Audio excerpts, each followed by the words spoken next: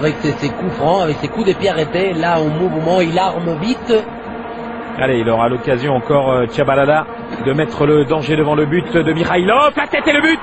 L'ouverture du score pour l'Afrique du Sud. Eh bien, on le sentait arriver avec ce but de Sangweni. Voilà.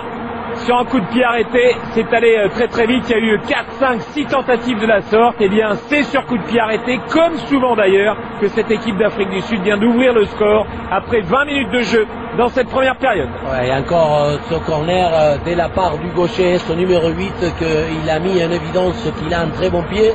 On va dire aussi que le gardien, il a très très mal joué, parce que c'est un ballon plein 6 mètres. Regardez ce corner, il va partir, il va filer devant tout le monde. Aucune intervention de beaucoup, trop même, des joueurs de Bulgarie, que personne ne va pouvoir intervenir. Et voilà l'arrière central, son numéro 21, à côté des Koumalo. Eh ben voilà, c'est sa 8e sélection à Sangweni, son premier but.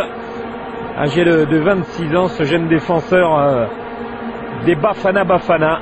C'est lui qui vient de débloquer la situation. Hein. Il va falloir se méfier de toutes ces situations, notamment sur coup de pied arrêté. Ça c'est Suite la relance pour essayer de trouver une fait là de très loin. Et l'égalisation sur cette erreur derrière avec Borinov. Valérie Borinov, l'ancien de Lecce, de la Fiorentina, de la Juve et des Man City et de Parme cette saison. Eh bien, il marque là son 5e but en sélection, Borinov.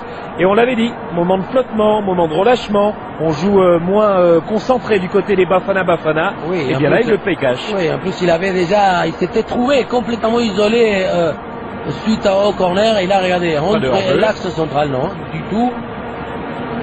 Et que ce soit le buteur, le défenseur central. On retrouve quand même Borinov entre Gaksa et Sanguina en plein milieu. Hein. Oui, un centre forcé, certes, mais pas normal. Surtout Gaksa, hein, c'est lui qui doit venir fermer parce que son coéquipier est un petit peu aspiré par la position du ballon.